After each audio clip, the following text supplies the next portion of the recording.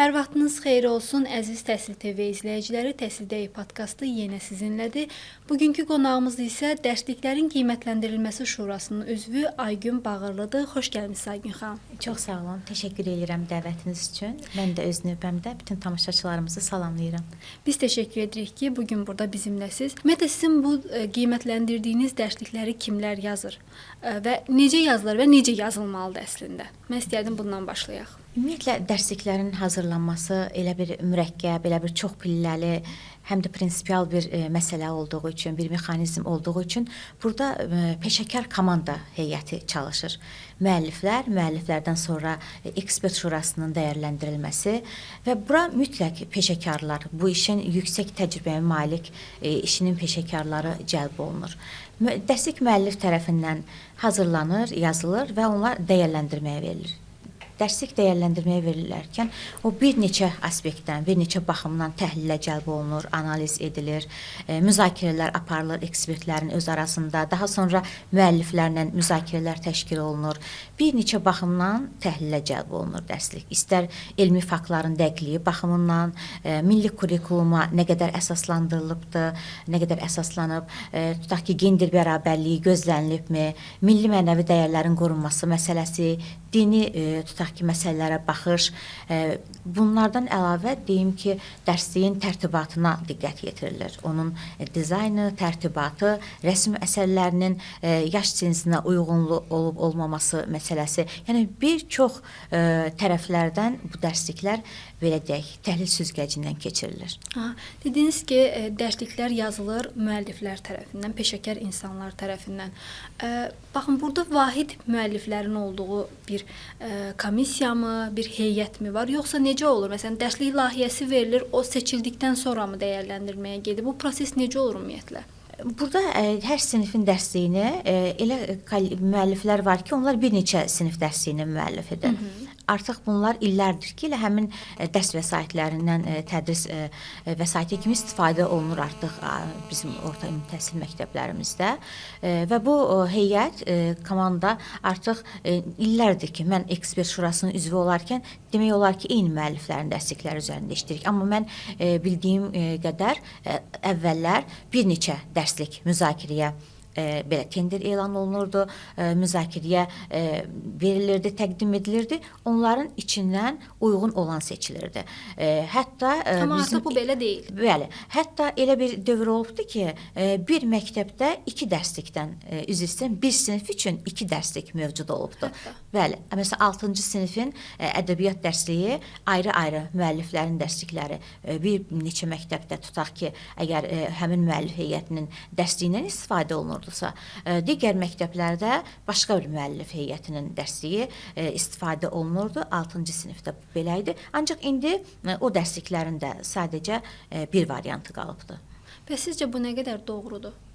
Yəni, 2 dərslikdən istifadə olunması bir sinif üzrə.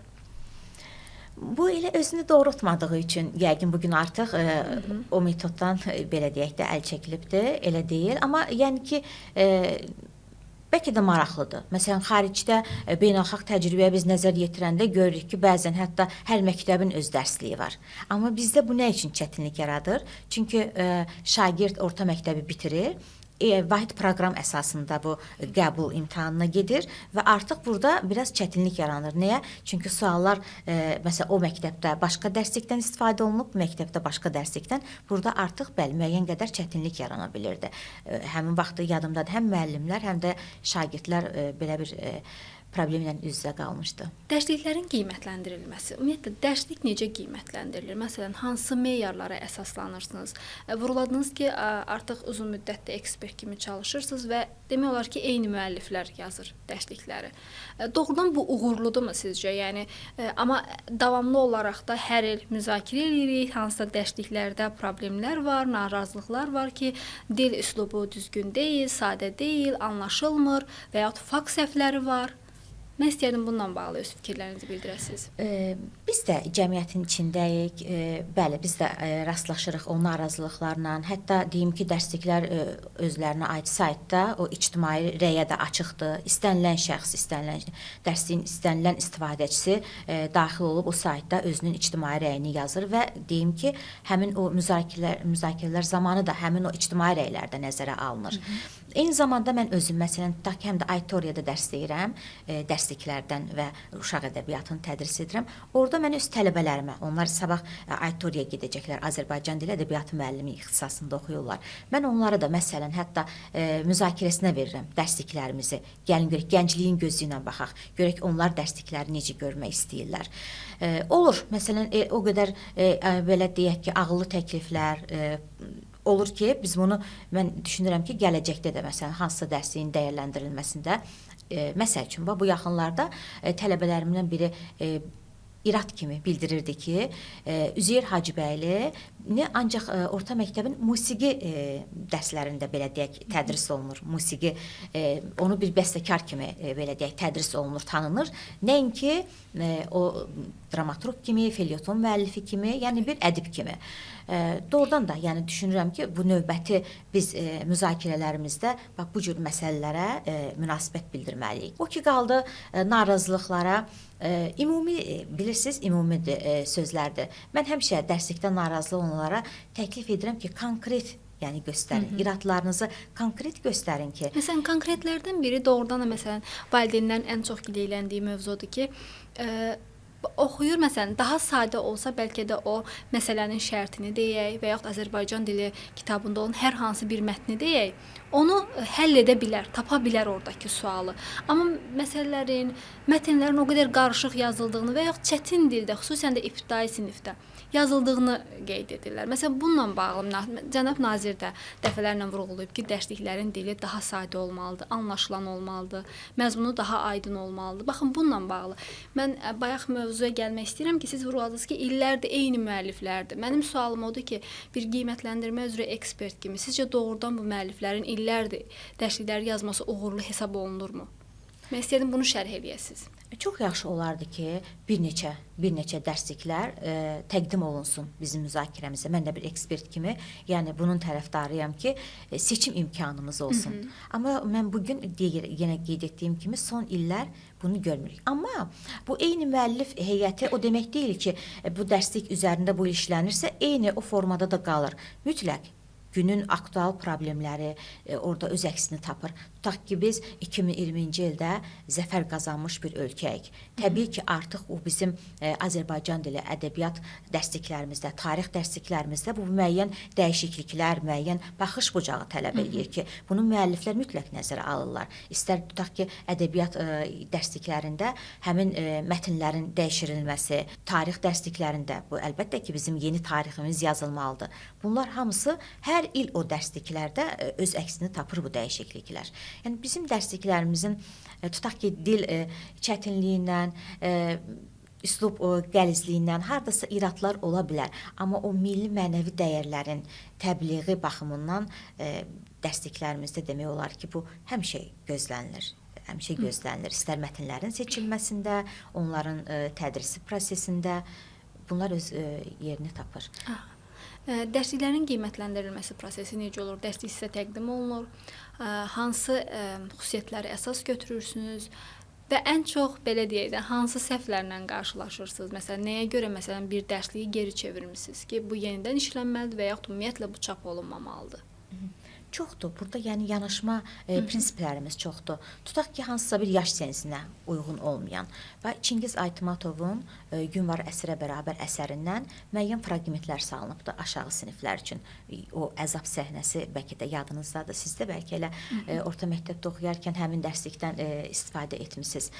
Məsəl üçün, mənim o iradlarımdan biri o olubdur ki, yəni istəməmişəm aşağı sinifdə o cür əzab səhnələri verilən bir əsərin, yəni o epizodu, o hissəsi tədris olunsun. Və bu bəli, olubdur ki, sonra bu əsərdən çıxarılıbdır. Baxın, vurguladınız ki, o hissələr doğrudan da olmamalıdır.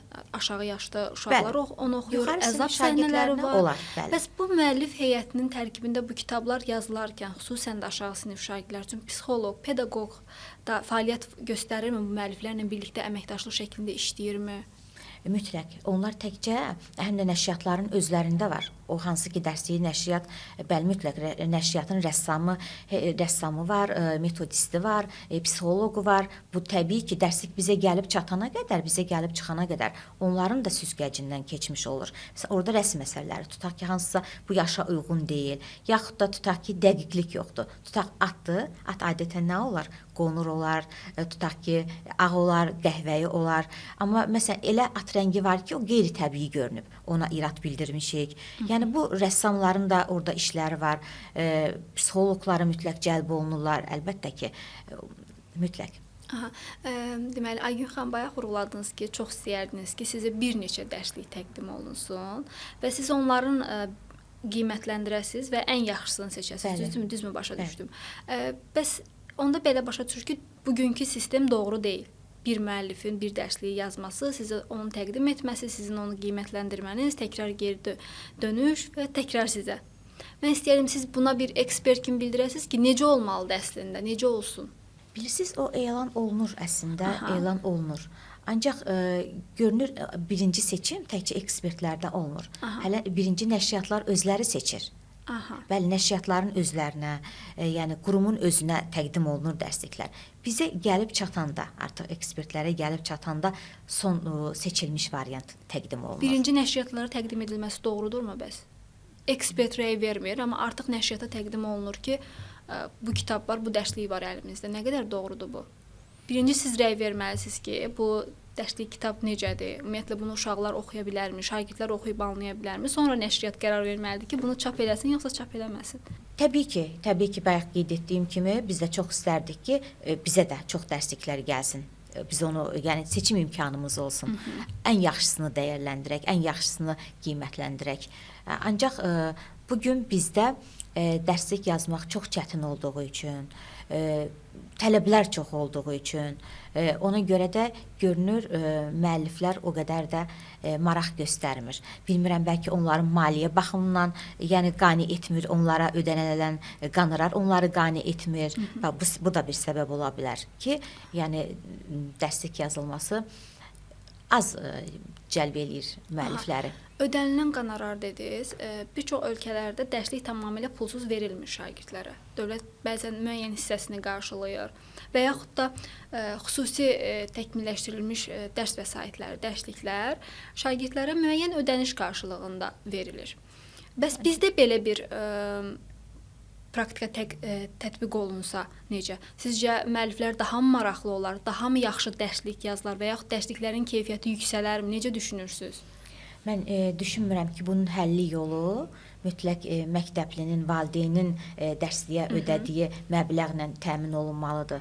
Bunun başqa bir mexanizmi olmalıdır. Müəlliflərin maliyyə məsələsini cəlb etmək üçün, həll etmək üçün bunun başqa bir mexanizmi olmalıdır. Biz onu, yəni məktəb qurum tutaq ki, onu məktəbliyə pulla verməlidir. Yəni bunun həlli yolu ola bilməz.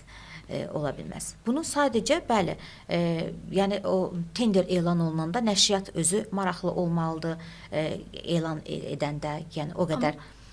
Nəşriyyatlar da müəlliflərlə çalışır. Yəni onlar bəlkə birlikdə əməkdaşlıq elədikləri müəllifin gedib, necə deyirlər, yazdığı dərsliyi seçəcək. Və siz deyirsiniz ki, sizə daha sonradan gəlir dərslik. Onlar, yəni nəşriyyat da maraqlıdır da daha yaxşı dərsliklə işləsin. Yəni onun da seçim imkanı yəqin ki, o da istəyər ki, onun üçün də yaxşı dərsliklər gəlsin ki, o müəllif heyətinin içərisindən ən yaxşı olanını seçsin. Bilirsiniz, rəqabətdir. İstənilən nəşriyyata, bugün hansı nəşriyyatlarımız dərslik çap eləyirsə, hər bir nəşriyyat öz dərsliyini də təqdim eləyə bilir də ekspertə. Hər bir nəşriyyat da öz ayrı-ayrılıqda. Yəni o nəşriyyat əvvəlcə seçimini edir müəlliflərdən. Ancaq görünür, yəni müəlliflərimiz maraqlı deyil, dediyim kimi. Bunun da bir çox səbəbləri var. Birincisi maddiyyatdır, digər səbəblər sizcə nədir? Dərsliklərə qoyulan tələblər o qədər mürəkkəbdir. Təbii ki, bu belə də olmalıdır. Çünki dərslik vasitəsilə biz gələcəyin vətəndaşını yetişdiririk. Orada inkişaf yönümlülük gözlənməlidir, tərbiyə yönümlülük gözlənməlidir, dəqiqlik gözlənməlidir. Yəni psixoloji yaş senzinə nəzərə alınmalıdır. Bütün bunların hamısı üçün də böyük bir heyət, komanda çalışmalıdır təbii ki. Bunlar asan məsələ deyil. Tədricən, yəni zaman-zaman mən bir ekspert kimi deyim ki, bugün dərsliklərimizdən, yəni tam da razıyam bir ekspert kimi, bunu yəni 100% demək olmaz. Təbii ki, zaman-zaman dərsliklərin üzərində işlər getməlidir. Beynəlxalq təcrübələrdən, beynəlxalq dərslik modellərinə baxılır. Qabaqcıl bu sahədəki qabaqcıl nəzəriyyələr saf-çürük olunmalıdır. Yəni əvvəlcə müəlliflər və təbii ki, biz də həmin aspektlərdən, həmin prizmalardan yaxınlaşırıq dərsliklərə. Aygün xanım, vurğuladınız ki, tam şəkildə razı deyilsiniz dərsliklərlə bağlı. Mən maraqlıdır ekspert kimi nələrin düzəldilməsi, dərsliklərdə nələr düzəldilməlidir? Bu haqqda nə düşünürsünüz? Və yaxud da nələr düzəldilib, bu çox müsbətdir. Nələr hələ də səhv olaraq və yaxud düzəlməli olaraq qalır? Məsələn, mən indi təkcə Azərbaycan dil ədəbiyyat dərsindən yox, biz tarix dərsliklərimizə də tutaq ki, digər fən tədrislərindən də. Bəli, bir də görürük ki, sosial şəbəkələrdə, bunu mütləq vurğulamaq istəyirəm, sosial şəbəkələrdə çox ciddi bir səhvi olan bir nəsə məsələmi, misalmı paylaşılır və bu dərsliklərin adına, yəni böyük bir səhv kimi təqdim olunur. Amma qeyd edeyim ki, yəni əslində baxanda o dərslik deyil. O hansısa bir nəşriyyatın çap elədiyi, belə deyək də, əlavə bir vəsaitdir. Onu ancaq bilmədi, elə dərslik kimi gündəmə gətirirlər, müzakirəyə çıxarırlar. Cəmiyyətdə belə bir fikir yaranır ki, bu dərsliklər nə qədər, yəni belə deyək də, peşəkar olmayan mütəxəssislər tərəfindən hazırlanıbdır. Yəni bu cür münasibətlərlə də rastlaşırıq biz. Ona görə mən kimsə dərsliklərimizdən ümumi şikayət eləyəndə onlardan xahiş edirəm ki, siz konkret iradlarınızı bildirsəz, o dərsliyin yəni gələcək variantının təkmilləşməsi üçün kömək etmiş olursunuz əslində. Digərlə danışdınız, siz əlavə nəşr olunan dərslik və yaxud hər hansı bir test kitabçası səhvləri qeyd elədiniz. Mən sizin öz dərsliklərimizdə, hansı ki, məktəblərdə tədris olunan dərsliklərdə deyirəm ki, hansı narazılıqlarınız var bir ekspert olaraq düşünürsünüz ki, onlar mütləq düzəlməlidir? Təbii ki, mən oradayımsa, mən bu müzakirələrdə iştirak edirəm və müəlliflərimizə də, tək mən yox, yəni digər ekspertlərimizdə, müəlliflərimizlə bizim o qədər belə deyək, gərgin müzakirə saatlarımız olur ki, sonda mütləq neysə bir xoş münasibət göstərik ki, bizim bu iradlarımız, yəni artıq axı biz həm də həm müəllif sayılırıq. Bir qədər də həm müəllif oluruq dərslik çap olunandan sonra. Mən həmişə müəlliflərimizə vurğulayıram ki, bugün bu müzakirələrdə biz qarşı-qarşı tərəflərdə oturmuşuq. Ancaq sabah dərslik məktəbə gedirsə, bu bütün cəmiyyətin, yəni cəmiyyətin belə deyək də inkişafına yönəldiyi üçün hamımız buna məsuliyyət daşıyırıq, hamımız cavabdehlik daşıyırıq. Ona görə maksimum diqqətli olmağa çalışırıq. Burada orfoqrafik lap xırda olmamalıdır dərslikdə, yəni bu da olmamalıdır. Tutaq ki, hansısa bir nəşriyyatın bədii əsərində, yaxud bir qəzetdə, jurnalda səhv bəlkə də bağışlanandır orfoqrafik qüsurlar. Amma dərslikdə hətta buna da yol verilməməlidir.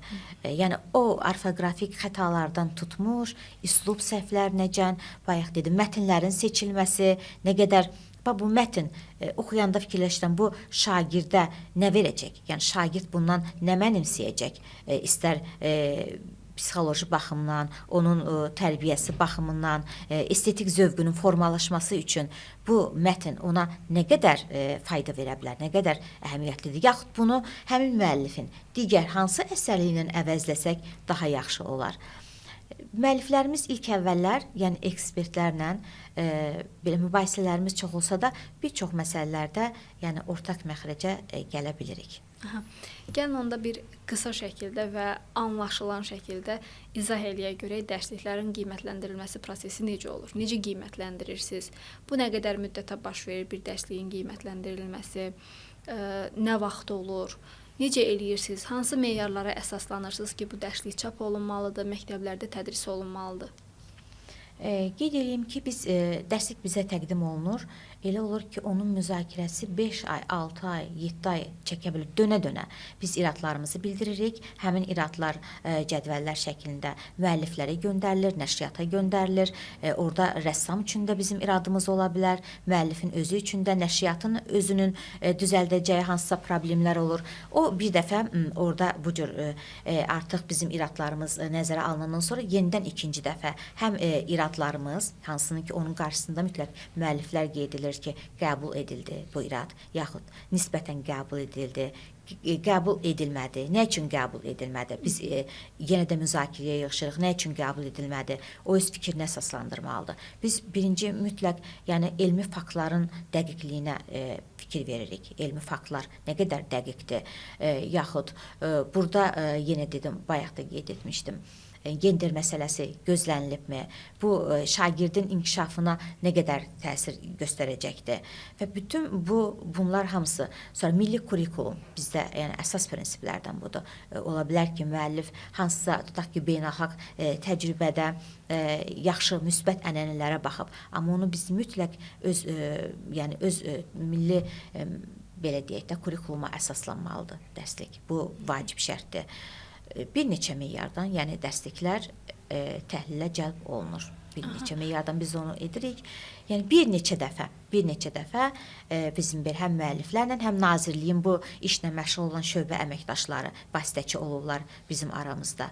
Aygün xanım, ən son hansı dərsliklərdə hansı məsələlər müzakirə olunub, düzəldilib? Hansı səhvlərmi deyək, narazılıqlarmı nəzərə alınıb, düzəldilib, siz də bunu müzakirə eləmisiniz və bu dəyişikliklər olub? Olub. Məsələn, son baxdığımız dərsliklərdən tutaq ki, Azərbaycan dili dərsliyində orfoepik qaydalar müzakirə olunur. Bu sözün tələffüzü, hətta ekspertlə müəllifin arasında belə əks mövqelər var. O deyir ki, bu söz belə tələffüz olunmalıdır. Biz əsasən, yəni o biz əlimizdə olan, yəni dərsliklərə, orfoqrafik, orfoepik, izahlı lüğətlərə əsaslanırıq. Ancaq bəzən müəllif deyir ki, öz subyektiv yanaşmasını göstərir ki, mən bu sözü belə tələffüz etmirəm. Ona görə də bu cür vermişəm. Onda artıq yəni ekspertlərlə də, mütəxəssislər var heyətin içində ki, bu yəni fərdi qaydalar burada tətbiq olunmamalıdır. Burada ümumi qaydalar, yəni elmi mənbələrə istinad olunmalıdır. Məktəblərdə tədris olunan dərsliklər vahiddir. Yəni hər fənn üzrə bir dərslik tədris olunur, amma əlavə materiallar çoxdur. İstər riyaziyyatdan, istər biologiyadan, bütün fənlərdən demək olar ki, əsas olaraq xüsusən də buraxılış və qəbul imtahanında olan fənlərdən. Amma sanki xüsusən də məsələn əlavə müəllim yanına gedən və yaxud özü buraxılış imtahanına, qəbul imtahanına hazırlaşan şagird, abituriyent əlavə vasitələrdən daha çox istifadə edir. Tutaq ki, nə bilim, mən görmüşəm abituriyentlər bir-birlərinə sual verirlər ki, sən kimin kitabından oxuyursan və yaxud hardan oxuyursan, qaydalar olsun, məsələlərin həlli olsun, müxtəlif fənlərdən.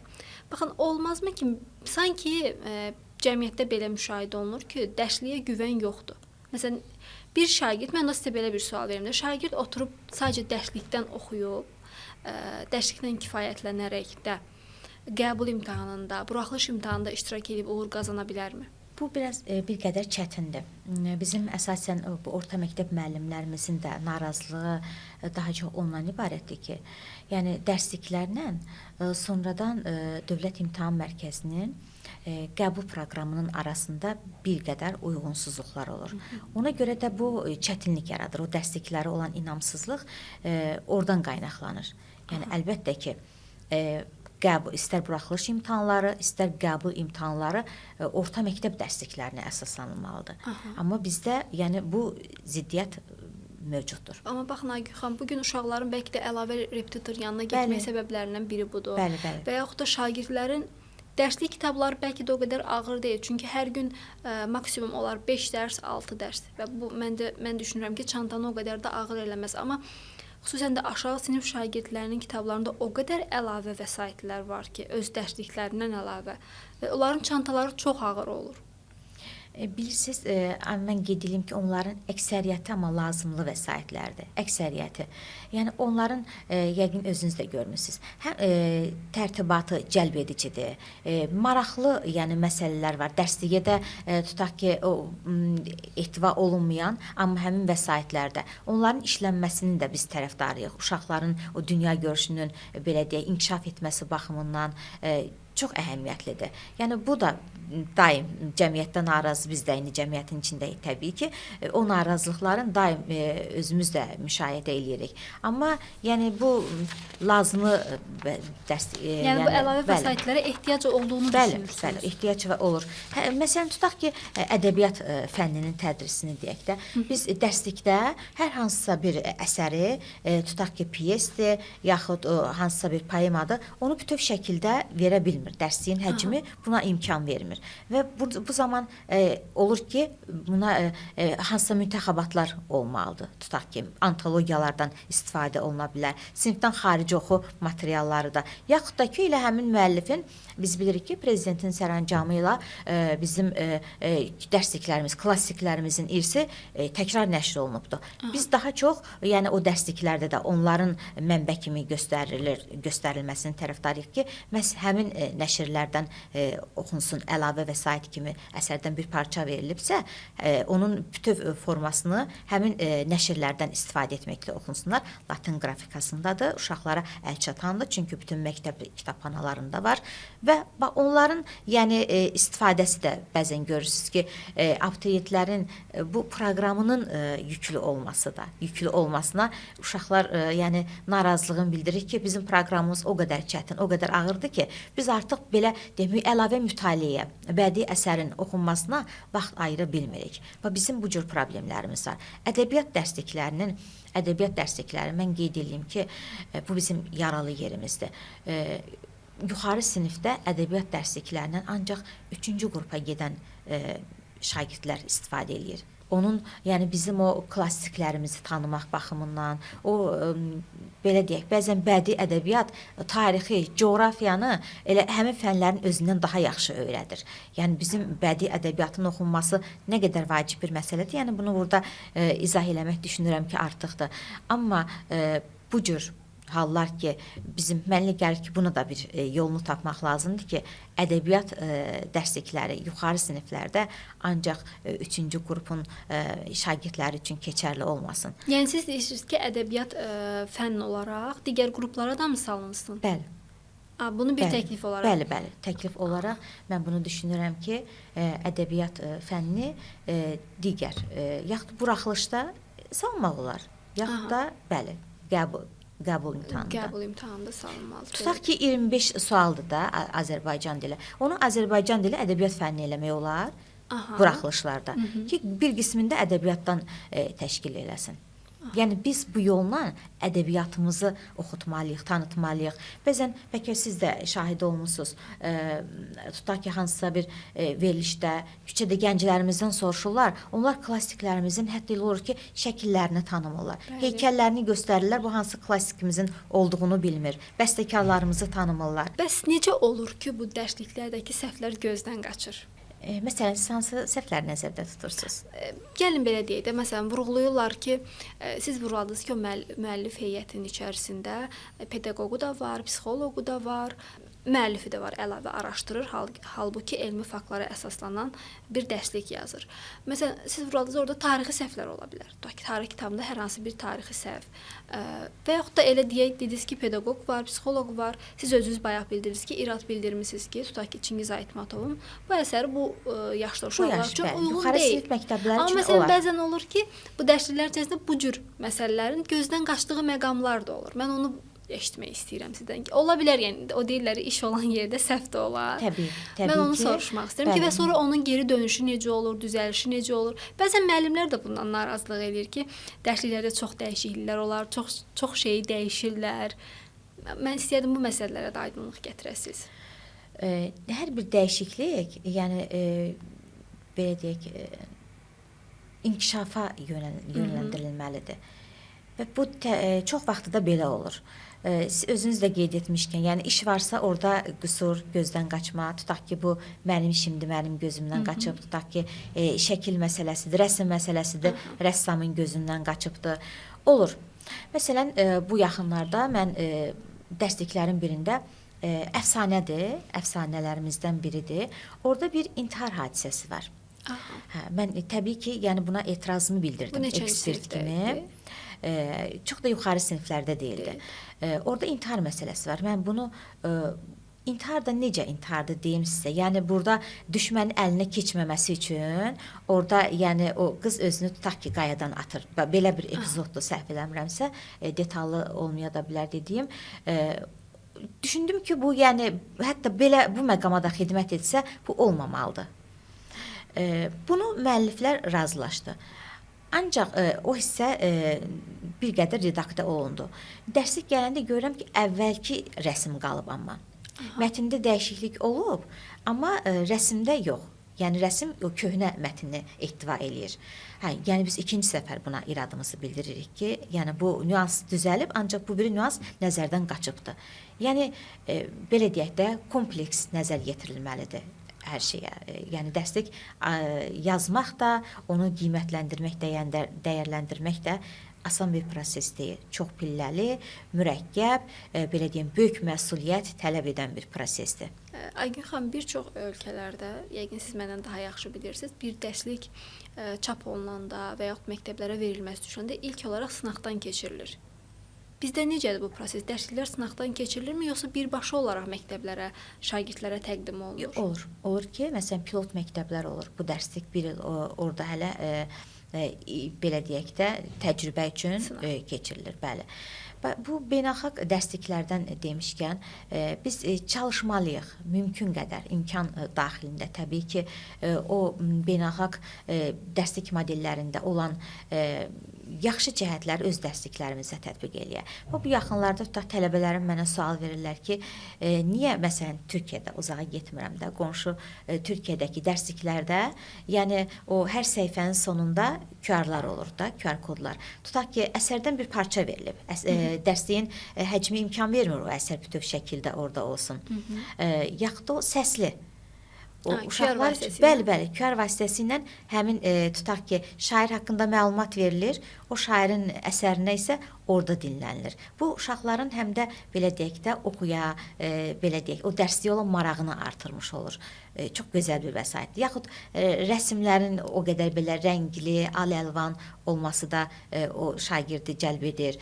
Şriflərin ölçüsündən biz həmişə narazılıq edirik. Yuxarı siniflərdə şriflərin ölçüsü çox kiçikdir. Müəlliflər də bunu əsas gətirirlər ki, bizə ayrılan həcm imkan vermir ki, biz bu şrifin ölçüsünü tutaq ki, böyük şriftdən istifadə edək.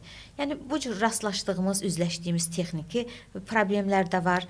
Düşünürəm ki, bunlar zaman-zaman öz həllini tapa bilən bir problemlərdir.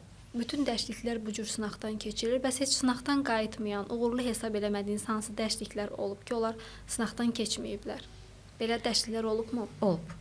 Olub, bəli, olub. Elə dərsliklər var ki, məsələn, o inklusiv tədris vəsaiti kimi daxil olmuşdu bizə. Biz ona, yəni o qədər rəylərimiz, iradlarımız mənfi idi ki, geri qayıdır, onun əvəzinə başqa bir dərslik bəli gəlir. Olur. Yəni müəlliflərlə ekspertlərin arasında, yəni bu cür Təhsil Nazirliyinin, Elm və Təhsil Nazirliyinin məxsusi şöbəsi var ki, o şöbənin əməkdaşlarının da vasitəsilə daim əlaqədəyik. Hətta biz sonuncu iclasımızda, sonuncu müzakirə saatımızda belə qərara gəldik ki, təkcə dərslik yazılıb bitəndən sonra ekspertlərə təqdim olunmasın. Yazı prosesində, elə yazı prosesində də ekspertlərin fikri nəzərə alınsın. Tam dərslik halına gəlib çatmamış hansısa məsələnin tutaq ki, qoyuluşunda mütləq ekspertlərlə yəni müzakirələr olunsun, onların fikirlərinə yəni əhəmiyyət verilsin ki, yəni bunların hamısı o dərsliyin mükəmməlləşməsinə xidmət eləyən addımlardır. Təşəkkür edirəm Aygün xanım. Mənim suallarım bu qədərdir, amma siz bildirmək istədiyiniz digər məsələlər varsa bizə ürəyinizdən keçən nə varsa deyə bilərsiniz. Bəzən sual verirlər ki, dərsliklərin plagiatlığı necə yoxlanılır? Dərslikləri biz plagiat proqramına versək, orada biz 100% orijinallıqla rastlaşmayacağıq. Nə üçün? Çünki bu dərslik müəllifin şəxsi əsəri deyil. Müəllif bəli qəbul olunmuş artıq qaydalar əsasında, elmi belə deyək, mənbələr əsasında, mənbələrə istinad edilərək yazılır. Yaxud tutaq ki, hansısa mətni biz dərslikdə salınırsa, o mətnlər axı həm də eyni zamanda belə deyək, resurs olaraq da, resursda baza olaraq da o mövcuddur. Ona görə də dərslikdə orijinallıq, plagiatlıq məsələsi nisbi xarakter daşıyır. Biz heç bir dərsliyin, yəni 100% orijinallığından danışsaq düzgün olmaz. Təşəkkür edirəm Aygün xanım. Ətraflı hər şeyə cavab verdiniz. Minnətdaram. Çox sağ olun ki, gəlmisiniz. Çox sağ olun. Siz də sağ olun. Minnətdaram. Çox sağ olun. Əziz izləyicilər, bizdən bu günlük bu qədər. Gələn həftə görüşənədək.